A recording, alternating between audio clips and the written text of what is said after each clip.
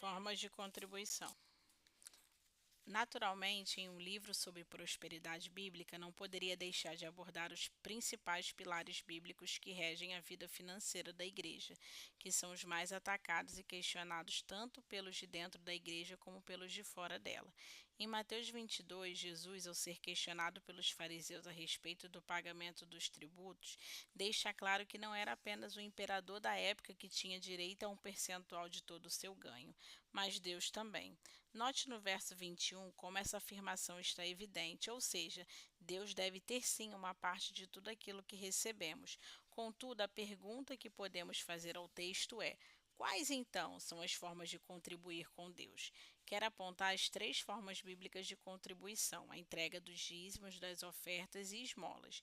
Em primeiro lugar, quero imediatamente rebater os sofismas dizendo que dízimo não é obrigação, oferta não é sobra e esmola não é favor. Didaticamente, pontuo e explico biblicamente que cada uma dessas formas. Primeira forma de contribuição: dízimo. Hoje em dia, falar de dízimo é necessário fazer até mesmo uma apologética para comprovar que ele faz parte da nova aliança, mas apenas pontuarei evidenciando que sim, os dízimos continuam sendo para os dias atuais. A finalidade do uso dos dízimos na igreja tem por objetivo o sustento sacerdotal, ou seja, essa forma da contribuição colabora para manter os pastores e obreiros em uma igreja local. Antes mesmo de Deus exigir os dízimos na lei de Moisés, podemos ver que o patriarca Abraão entregou o seu dízimo a Deus diante de Melquisedeque, que a Bíblia chama de sacerdote do Deus Altíssimo. Vejamos os dois textos que fazem essa menção, que é Gênesis 14, do 18 ao 20 e Hebreus do 7, do 1 ao 7. Observe que a primeira vez que aparece na Bíblia a doutrina do dízimo e da ceia é por meio de Abraão e Melquisedeque. E para esse encontro, Melquisedeque chega trazendo consigo o pão e vinho.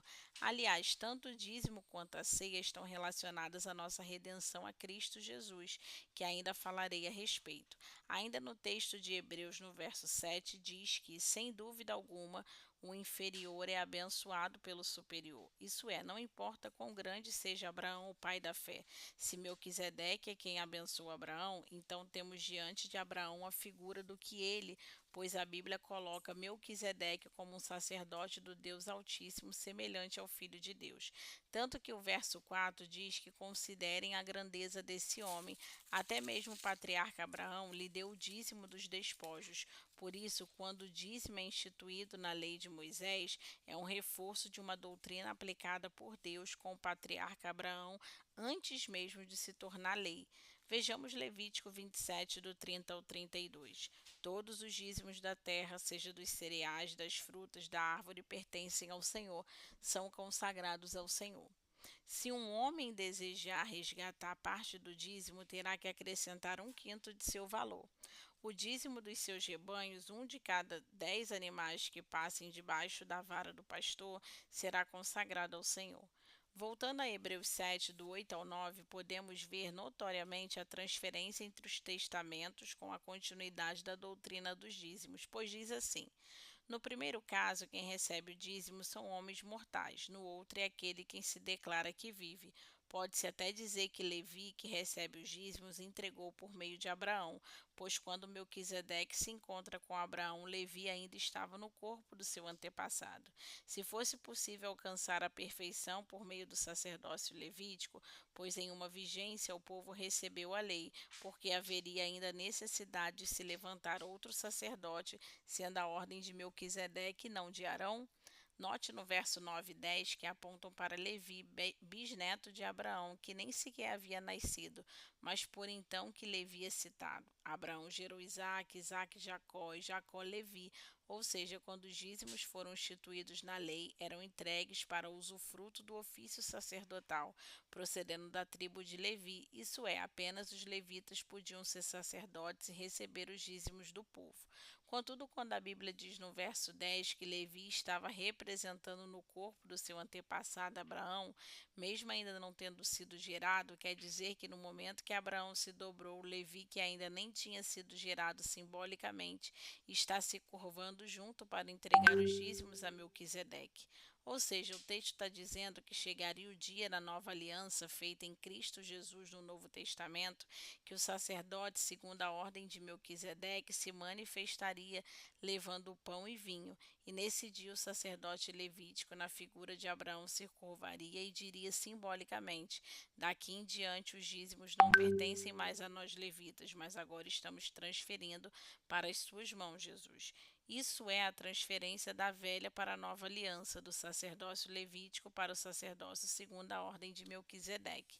Portanto, entregar os dízimos é um ato de obediência e reconhecimento, cumprida desde Abraão, depois pelos levitas e agora por meio de nós. Visto que a doutrina do dízimo e da ceia, quando aparecem pela primeira vez na Bíblia, estavam acompanhadas de pão e vinho, sendo que os mesmos estão relacionados à redenção. Quero então, nesse ponto, aprofundar um pouco mais no assunto. Não podemos deixar de considerar que redenção na Bíblia significa o resgate de uma propriedade.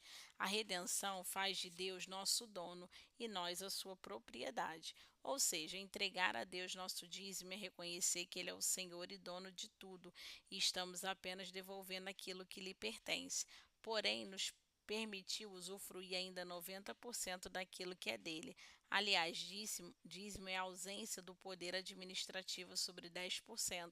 Não posso decidir o que fazer com o dízimo, mas apenas entregar a ele.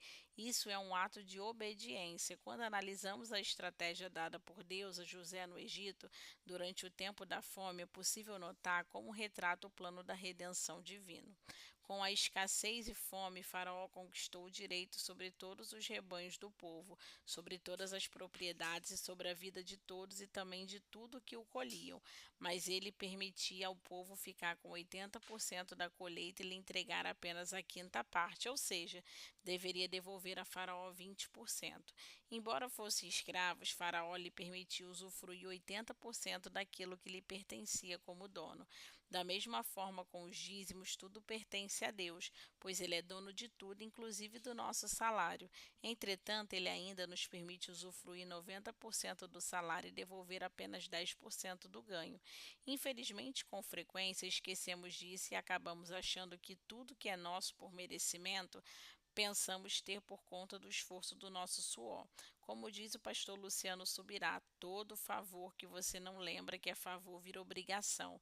Não podemos nos esquecer que tudo, absolutamente tudo, pertence a Deus e usufruir de uma parte daquilo que é dele nos faz mordomos. Aliás, mordomia é ter a ciência da responsabilidade confiada a nós em administrar aquilo que pertence a Deus, inclusive o que chamamos de salário. Malaquias 3,10 diz: tragam o dízimo todo ao depósito do templo, para que haja alimento em minha casa. Ponham-me à prova, diz o Senhor dos Exércitos, e vejam se não vou abrir as comportas do céu e derramar sobre vocês tantas bênçãos que não terão onde guardá-las. Enfim, a bênção descrita em Malaquias não é de enriquecimento material apenas, mas do aumento de sua mordomia.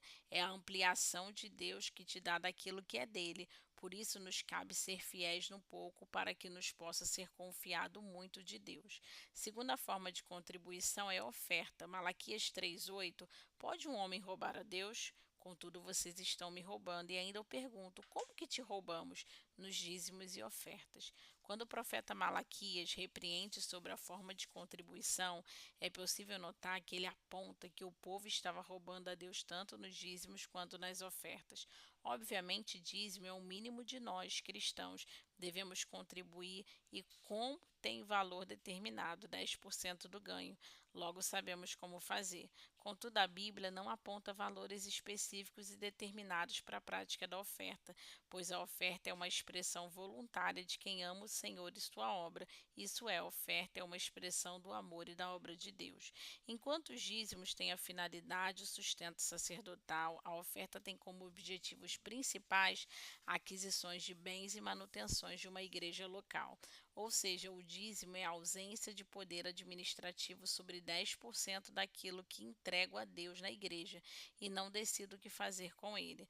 Já a oferta, posso não apenas contribuir na igreja, mas também ajudar a contribuir na aquisição específica daquilo que sei que é necessidade da minha igreja local.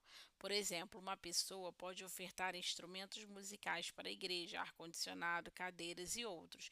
Muitas pessoas até começam bem intencionais e muito felizes de praticar a oferta, mas à medida que perdem a consciência de que fazem para Deus porque amam a sua obra e não para homens, começam a deixar de praticar o ato da oferta debaixo de críticas. A oferta revela o nosso coração, pois, como ela é uma expressão voluntária e não um percentual determinado, mostra aquilo que queremos fazer para agradar a Deus. Por isso, a oferta está também relacionada ao conceito de honra. Já foi explicado no capítulo 6, mas vale lembrar que honra é quando você dá algo que te custa, ou seja, é dar algo diferenciado. Especificamente, você consegue fazer essa diferença na oferta como forma de expressar o seu amor pela obra de Deus. Com isso, podemos afirmar que enquanto o dízimo está relacionado ao princípio da obediência, a oferta está relacionada ao princípio da honra. A oferta precisa ser ensinada de geração em geração, passada dos filhos e estimulada à prática desde pequeno. Ainda mais que, de forma geral, as ciências revelam desde as mais tenra idade um senso de egoísmo com aquilo que pertence a elas. Por exemplo, quando uma criança está brincando com um brinquedo e a outra se aproxima querendo o mesmo, sai espontaneamente a expressão é meu, mas se aquilo não for dela, isso é um senso de propriedade, de posse e de pertencimento. Devido a isso, é necessário ensinar para as nossas crianças a importância da oferta. Quando Moisés recebeu a orientação de Deus a respeito da construção do tabernáculo, ele disse ao povo para contribuir com ofertas cujo coração estava disposto a entregar. Observe o texto em Êxodo 25. Disse o Senhor a Moisés: Diga aos israelitas que me tragam uma oferta, receba-o de todo aquele cujo coração a compelir a dar. Essas são as ofertas que deverá receber deles: ouro, prata e bronze, fios de tecido azul, roxo e vermelho, linho fino, pelos de cabras, peles de carneiro tingidas de vermelho, couro, madeira de acácia, azeite de iluminação, especiarias para o óleo da unção e para o incenso aromático, pedras de ônix e outras pedras preciosas para serem encravadas no colete sacerdotal e no peitoral, e farão um santuário para mim, e eu habitarei no meio delas. O rei Davi, movido de amor pela obra do Senhor, entregou de suas próprias riquezas para a construção do templo de Salomão. 1 Crônicas 29:3. Além disso, pelo meu amor ao templo do meu Deus, agora entrega as minhas próprias riquezas, ouro e prata, para o templo do meu Deus, além de tudo que já tenho dado para este santo templo. Porém, na continuidade do texto, Davi desafia seus líderes a fazerem o mesmo, e o próprio povo, contagiado com a disposição do coração de seus líderes. Observe 1 Crônicas 25, também no verso 9. Para o trabalho em ouro e em prata e para todo o trabalho dos artesãos. Agora, quem hoje está disposto a ofertar dádivas ao Senhor? Então, os chefes das famílias, os líderes da tribo de Israel, os comandantes de 1.100, os oficiais encarregados do trabalho do rei, ofertaram espontaneamente. O povo alegrou-se diante da atitude dos líderes, pois fizeram essas ofertas voluntariamente de coração íntegro ao Senhor, e o rei Davi também encheu-se de alegria. Somos chamados não apenas para participar do corpo de Cristo, mas também contribuir com demonstração de amor pela obra daquele que nos amou primeiro e se entregou por nós. Sejamos então ofertantes amorosos e generosos. Terceira forma de contribuição: esmola. Finalmente, chegamos na terceira forma de contribuição, que é a esmola. Enquanto o dízimo está relacionado ao princípio da obediência, a oferta está relacionada ao princípio da honra. A esmola está relacionada à misericórdia, pois é uma expressão pelos necessitados. Deus estabelece por meio da lei de Moisés, em Levítico 19, a importância de pensar e olhar para os necessitados, órfãos e viúvas. É o estabelecimento de uma cultura de auxílio e suprimento ao necessitado. A história bíblica de Ruth relata que ela, na posição de viúva, recolhia aquilo que os lavradores deixavam para trás, tanto que Boaz, sentindo misericórdia por Ruth, pediu que seus lavradores deixassem cair mais no caminho para que ela fosse beneficiada. Provérbios 19:17. Quem ajuda os pobres empresta ao Senhor e ele o recompensará.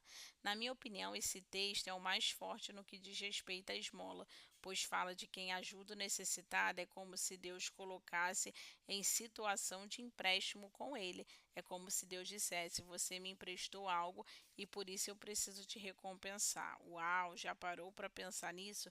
Como se Deus estivesse devendo alguma coisa para alguém? Atos 10:4, suas orações e esmolas subiram como oferta memorial diante de Deus. É possível notar que a Bíblia relata que a nossa esmola se torna um lembrete diante de Deus, ou seja, quando praticamos essa forma de contribuir, quer dizer que Ele está em um lembrete ao nosso respeito. Praticar esmola é ver além das necessidades, é olhar para o próximo com a ótica de Deus. Dar esmolas é sentir o coração de Deus a favor do outro.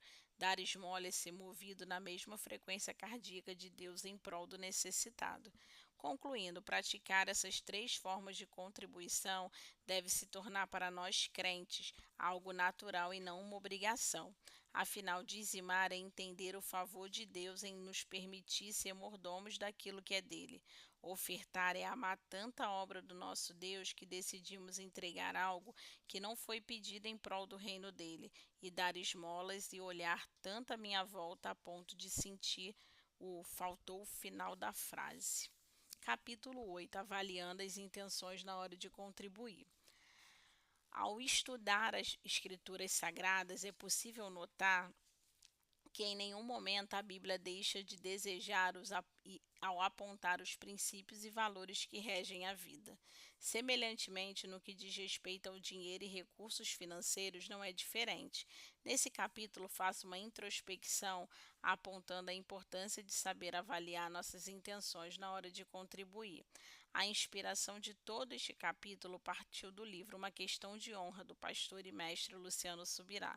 Por isso, faço um dos meus ensinamentos para agregar a respeito no assunto em questão. Não podemos negar que Deus nos criou como seres emotivos e jamais conseguiremos desmembrar nossas emoções e intenções de nossas atitudes e comportamentos. Contudo, Deus, em sua infinita graça, nos revestiu de capacidade intelectual para que possamos discernir e alinhar as reais intenções, motivações do nosso coração e aprender a avaliar as intenções em nossas contribuições. Podemos encontrar na Bíblia algumas leis extremamente importantes para nortear nossas intenções ao contribuir no reino de Deus. Quero apontar para 4 intenções na hora da contribuição. A primeira é com gratidão. 2 Coríntios 9:7 diz: cada um dê conforme determinou em seu coração, não com pesar ou por obrigação, pois Deus ama quem dá com alegria. De fato, a Bíblia está dizendo que quando há alegria em nosso coração, é porque realmente estamos desejosos em fazer, ou seja, fazemos porque queremos e não porque somos obrigados. A alegria revela intenção e gratidão. Afinal, quando há alegria no coração, então somos gratos com o que fazemos. Entenda, a alegria não coloca a contribuição como algo opcional. Isso é, se tenho alegria, então contribuo, ou se não tenho alegria, então não contribuo. Não, a Bíblia está dizendo que Deus ama aquele que se alegra ao cumprir os seus princípios estabelecidos na contribuição. Quero que pense em alguém que foi extremamente importante em um dos piores momentos da sua vida e você é extremamente grato a ele por tudo que fez. Acredito que à medida que se aproxima a data de aniversário dessa pessoa, ao pensar em um presente para dar a ela, não será algo sem valor, insignificante, não é mesmo? Isso porque você tem gratidão por toda a ajuda que ela te deu, ou você lhe dará alguma coisa boa de acordo com a sua condição financeira, ou se não puder, fará um presente artesanal e personalizado, que demonstre e revele o amor e a gratidão que você sente por ela. Essa atitude demonstra uma intenção de devolução em gratidão para a pessoa que tudo aquilo que ela fez por você. Assim, se avaliarmos nossas intenções na hora de contribuir para quem estamos fazendo, pelo que foi feito por nós, nossa forma de fazê-lo seria alinhada à palavra de Deus. Aliás, essa avaliação de nossas intenções resolve eventuais crises internas na hora da contribuição, pois não é preciso demorar para decidir sobre qual cédula na carteira ofertar. Tipo assim, de crises revelam como não estamos tendo uma expressão de gratidão com aquele que fez o que ninguém poderia fazer, que é conquistar a vida eterna. Se pararmos para olhar a obra de Jesus fez a favor da humanidade, não pensaríamos duas vezes em dar o nosso melhor para ele com toda a expressão de gratidão. A forma de contribuir é apenas resultado de uma expressão de gratidão. A segunda intenção ao contribuir é a fidelidade. Em Lucas 16, no verso 10 está: quem é fiel no pouco também é fiel no muito, e quem é desonesto no pouco também é desonesto no muito. Fidelidade nas pequenas coisas, no mínimo. Tem gente que acha que se tivesse mais, daria mais para Deus, mas isso não é verdade, pois a Bíblia nos informa que quem não consegue ser fiel no pouco que tem, jamais será fiel quando tiver muito. A contribuição deve ser feita segundo a prosperidade de cada crente. Aliás, Deus jamais pedirá algo que não está de acordo com as suas posses. A Bíblia diz em dois textos a mesma afirmação a respeito das contribuições segundo as posses. 1 Coríntios 16, 12. No primeiro dia da semana, cada um de vocês separe uma quantia de acordo com a sua renda, reservando para que não seja preciso fazer coletas quando eu chegar. 2 Coríntios 8, 12. Porque se há prontidão, a contribuição é aceitável de acordo com aquilo que alguém tem e não de acordo com o que não tem. Ou seja, em nenhum momento você precisará fazer algo que não está além daquilo que tem. De fato, Deus não avaliará o valor da oferta de cada pessoa. No entanto, seremos avaliados pelo valor contribuído de acordo com a própria pessoa. Observe o texto de Lucas 21, do 1 ao 4. Jesus olhou e viu os ricos colaborando as suas contribuições nas caixas de oferta. Viu também uma viúva pobre colocar 2 pequenas moedas de cobre e disse: afirmo-lhes que esta viúva pobre colocou mais do que todos os outros. Todos esses deram o que lhe sobrava, mas ela, da sua pobreza, deu tudo o que possuía para poder viver. É possível notar Jesus olhando para as contribuições e avaliando a intenção de cada contribuinte segundo as suas posses, e por isso ele aponta para a viúva pobre e elogia sua entrega segundo aquilo que ela possuía. Resumindo, os ricos davam a sua obra enquanto ela entregava com fidelidade de seu maior valor. Isso é, a viúva pobre contribuiu com intencionalidade. A terceira intenção ao contribuir é a obediência. Independente da forma de contribuição, ela só prova a nossa obediência e a nossa entrega ao Senhor. Antigamente, as pessoas relacionavam as suas obediências a Deus com a liberalidade na contribuição. Note essa consciência no texto de 2 Coríntios 9, do 12 ao 13. O serviço ministerial que vocês estão realizando não está apenas suprindo as necessidades do povo de Deus, mas também transbordando em muitas expressões de gratidão a Deus.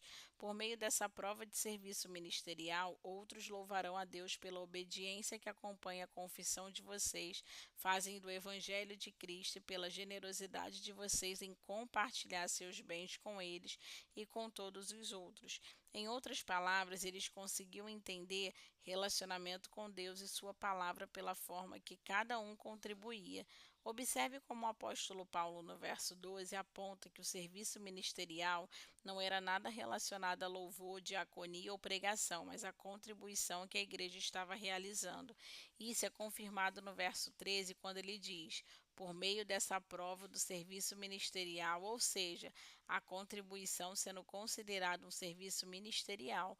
E na continuidade do versículo, o apóstolo Paulo valida o entendimento da relação direta entre a contribuição com a obediência. Isso é, a contribuição está revelando o quão apto estou para o serviço ministerial. Observe.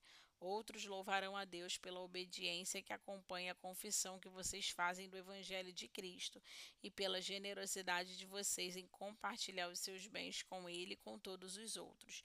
Com isso em mente, te pergunto, se você tivesse que ser avaliado o quão apto para servir ao ministério por meio da forma que contribui, como é que você se enquadraria então? A liberalidade em contribuir libera o seu chamado ministerial. Finalmente, a quarta intenção em contribuir é a intimidade. Vamos à história do jovem rico em Lucas 18, que diz: certo homem importante lhe perguntou: bom mestre, que farei para herdar a vida eterna? Por que você me chama bom? Respondeu Jesus. Não há ninguém que seja bom a não ser somente Deus.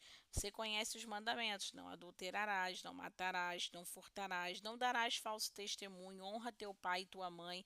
A tudo isso tem obedecido desde a adolescência, ele disse. Ao ouvir isso, disse-lhe Jesus: Falta-lhe ainda uma coisa: venda tudo o que você possui e dê o dinheiro aos pobres, e você terá um tesouro nos céus. Depois venha e siga-me. Ouvindo isso, ele ficou triste porque era muito rico. Vendo entristecido, Jesus disse: Como é difícil os ricos entrarem no reino de Deus. De fato, é mais fácil passar um camelo pelo fundo de uma agulha do que um rico entrar no reino de Deus. No episódio em questão, podemos notar que o jovem, diante da resposta de Jesus, prontamente informa que de fato estava cumprindo todos os mandamentos para ser um herdeiro da vida eterna. Mas Jesus, a dar continuidade na resposta, aponta que só lhes faltava uma coisa: falta-lhe ainda uma coisa: venda tudo o que você possui e dê o dinheiro aos pobres, e você terá um tesouro nos céus. Depois venha e siga-me. Quero chamar a sua atenção para o convite de Jesus, pois ele convida o jovem a se tornar um de seus seguidores próximos. Jesus não faz esse chamado para qualquer pessoa. Ele não saía convidando as pessoas a serem seus seguidores íntimos, mas o jovem rico fez o convite. Somente os discípulos receberam o mesmo convite diretamente de Jesus, ou seja, o jovem rico poderia ter sido um dos 12 discípulos de Cristo, um dos íntimos de Jesus, mas o que o desqualificou foi o amor ao dinheiro. A forma como ele se relacionava com o recurso financeiro foi o motivo de sua reprova. A falta da liberalidade na contribuição revelou que ele não estava preparado para ser um daqueles que daria continuidade à obra de Jesus na terra.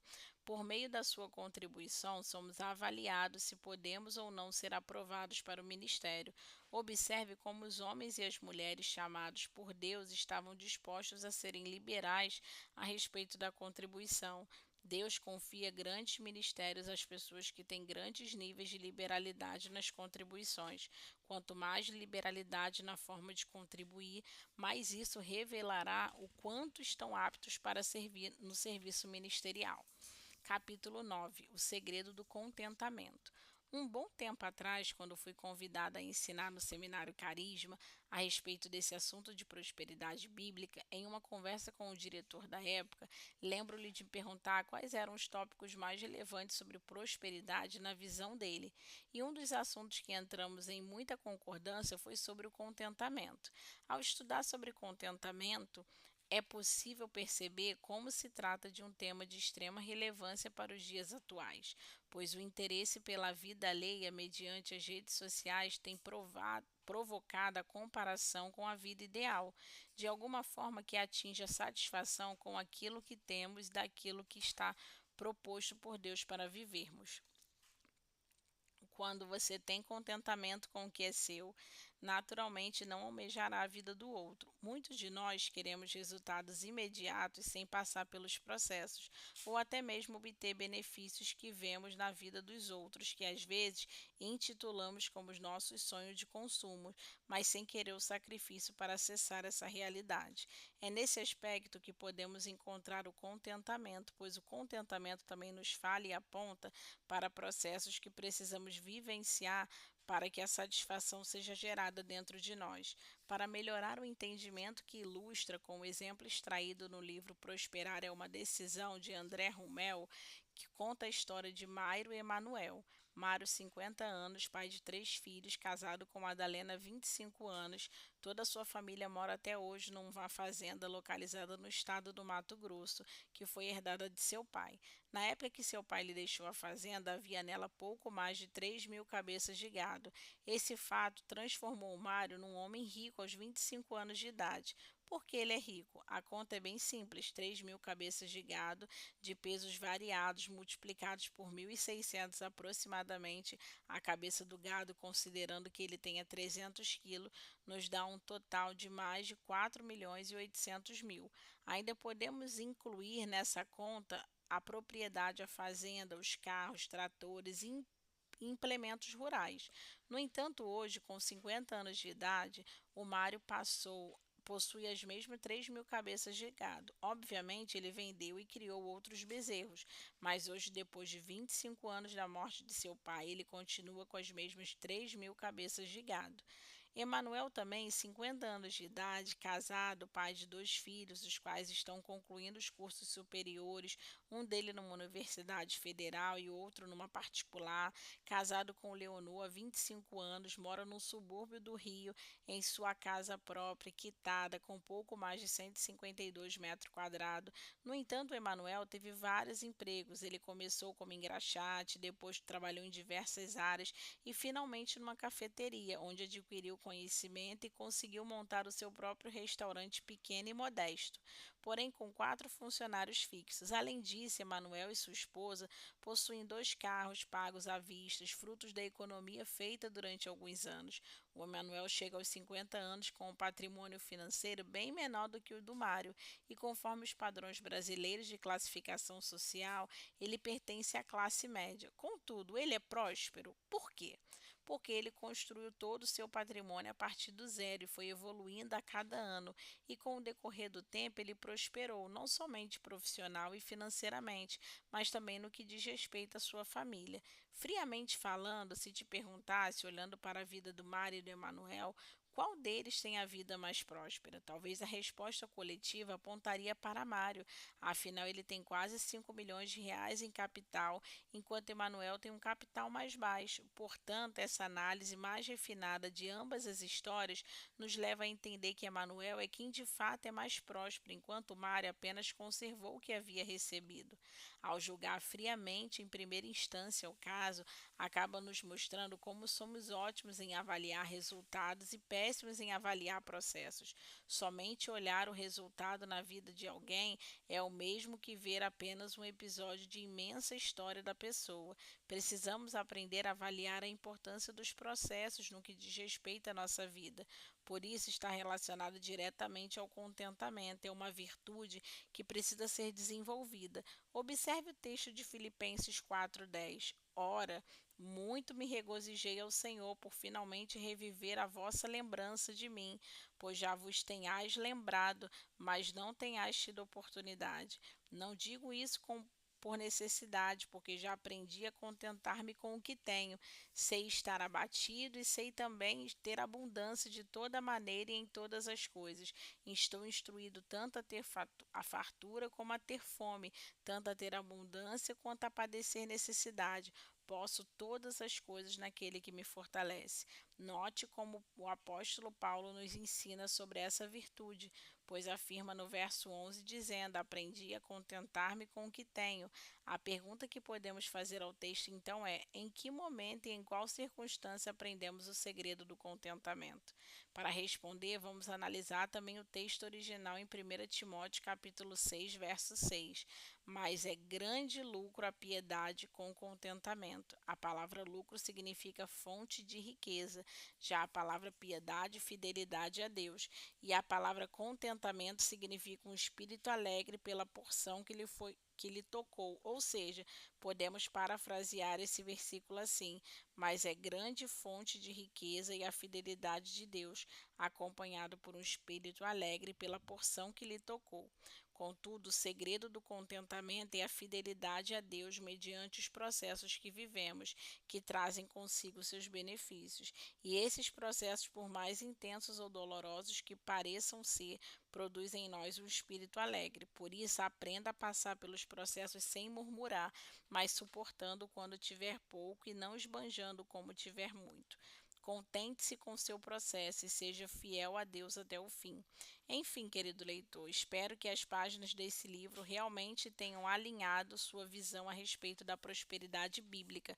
Quando você está firmado em Cristo e entende que Ele tem um propósito para a sua vida, não olhará mais para as circunstâncias para condicionar o seu chamado. É tempo de não viver mais de forma mesquinha ou apegada aos bens materiais, pois viveremos conscientes de que a prosperidade bíblica é definitivamente todo o recurso necessário para o cumprimento do propósito de Deus para a nossa vida. Busquem, pois, em primeiro lugar o reino de Deus e a sua justiça, e as demais coisas serão acrescentadas. Mateus 6:33. E assim finalizamos o livro Prosperidade Bíblica. Deus abençoe.